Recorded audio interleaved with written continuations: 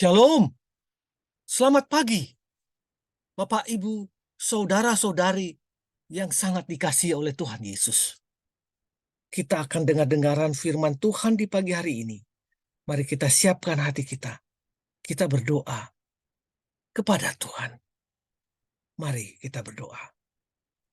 Bapa yang bertata dalam kerajaan surga, berkat-Mu selalu baru setiap hari. Berkat-Mu selalu baru setiap pagi. Begitu Tuhan, kami menerima hari yang baru ini dengan rasa syukur dan mengundang Tuhan masuk ke dalam hati kami agar beracara seluas-luasnya dalam hati kami, agar kami boleh memenangkan hari ini Tuhan.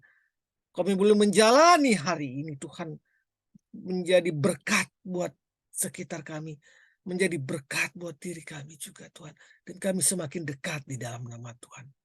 Biarkanlah kami menjadi pemenang Tuhan. Di dalam nama Tuhan Yesus kami naikkan doa ini. Amin. Judul nats kita pada pagi hari ini adalah menjauhkan diri dari dosa percabulan. Landasan firman diambil dari Matius 15 ayat 19. Karena dari hati timbul segala pikiran jahat, pembunuhan, perzinahan, percabulan, pencurian, sumpah palsu, dan hujat. Matius 15 ayat 19. Bapak Ibu yang dikasih Tuhan, pornografi berasal dari bahasa Yunani. Porne atau pelacur dan grapen atau lukisan. Jadi pornografi dapat diwujudkan dalam berbagai bentuk. Dalam bentuk video, dalam bentuk gambar, dalam bentuk tulisan-tulisan, dalam bentuk benda-benda. Yang pada akhirnya adalah untuk merangsang hawa nafsu seksual manusia. Kita tahu bahwa dorongan seksual adalah dorongan paling naluriah dan alamiah yang dimiliki oleh setiap manusia.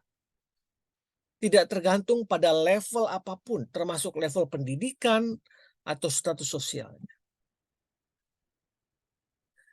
Tuhan menciptakan seks sebagai dorongan utama untuk mengedapi firman-Nya agar manusia beranak cucu, bertambah banyak, membentuk keluarga, dan memenuhi seluruh muka bumi. Namun dorongan ini juga menjadi sumber petaka. Kembali menjadi sumber petaka bagi peradaban kita saat tidak diatur dengan bijak dan tidak dikelola secara benar dalam pola penempatannya, baik dalam kehidupan tatanan bernegara ataupun dalam kehidupan diri pribadi lepas pribadi. Hal yang cukup mengkhawatirkan saat ini sesungguhnya adalah bungkus dari dorongan-dorongan seksual ini yang dikemas secara estetis. Tidak bisa dipungkiri bahwa gadget kita itu penuh dengan hal-hal seperti itu.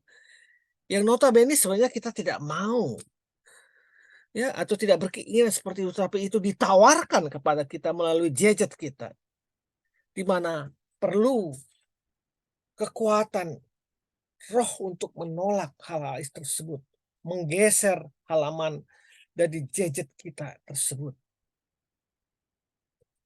Bapak Ibu yang dikasih Tuhan, tidaklah mengherankan jika saat ini praktik percabulan adalah atau perzinahan ada dalam berbagai bentuk, macam bentuk seperti gadget kita itu. Baru-baru ini dunia maya sangat viral dengan percabulan atau prostitusi online melalui aplikasi micet. Mereka bisa bertransaksi perzinahan atau melakukan percabulan melalui aplikasi itu. Sangat mudah sekali dan sangat banyak terpapar generasi Z atau generasi muda kita oleh hal-hal percabulan seperti ini. Ini membuktikan bahwa seksualitas menjadi hal yang menyenangkan dan tidak lagi dipandang sebagai suatu yang tinggi dan suci atau memiliki nilai suci. Seksualitas menjadi obrolan sehari-hari yang menyenangkan sesaat bagi manusia.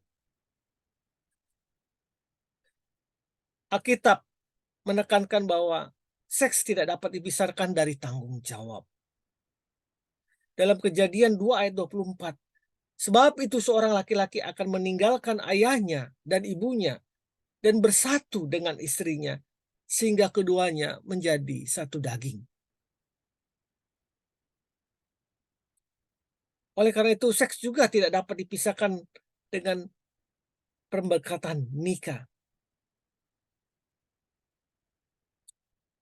Dalam Roma 13 ayat 13 dikatakan firman Tuhan mengatakan bahwa percabulan adalah ciri-ciri kegelapan.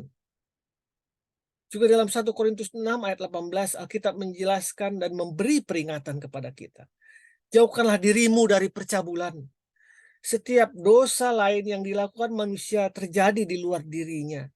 Tetapi orang yang melakukan percabulan berdosa terhadap dirinya sendiri. Firman ini hendak mengatakan bahwa percabulan sangat menjijikan bagi Allah. Alkitab menganggap bahwa percabulan lebih dari tindakan berdosa lainnya karena percabulan menajiskan tubuh yang menjadi bait roh kita. Itu sebabnya Paulus memberikan nasihat agar kita menjauhkan diri dari kebejatan seksual itu. Atau tidak tahukah kamu bahwa tubuhmu adalah bait Roh Kudus yang diam di dalam kamu. Roh Kudus yang kamu peroleh dari Allah. 1 Korintus 6 ayat 19. Janganlah tubuh kita ini dihancurkan oleh kenajisan. Dihancurkan oleh percabulan. Karena tubuh kita ini adalah tempat pribadi Roh Kudus yang berdiam. Roh Allah ada dalam hati kita ini. Dalam tubuh kita ini. Di mana roh merupakan tanda dari Allah yang menyatakan bahwa kita itu miliknya. Bahwa dia ada dalam diri kita. Karena roh itu tinggal di dalam diri kita. Dan kita menjadi milik Allah. Tubuh kita sama sekali tidak boleh dicemarkan oleh kenajisan atau kejahatan apapun. Baik oleh pikiran, keinginan, tindakan, gadget kita, film, buku, atau majalah, atau apapun situs cabul yang ada di dalam. Sebaliknya kita harus hidup sedemikian rupa, sehingga kita dapat menghormati, dengan suci kita menghormati dan memuliakan Allah dengan tubuh kita. Bagaimana kita bisa menyembah Tuhan kalau tubuh kita itu penuh dengan kenajisan? Karena dari hati timbul segala pikiran jahat. Pembunuhan, perzinahan, percabulan, pencurian, sumpah palsu, dan hujat. Jagalah hati, jagalah pikiran. Selamat pagi. Tuhan Yesus memberkati. Amin. Amin. Amin. Amin.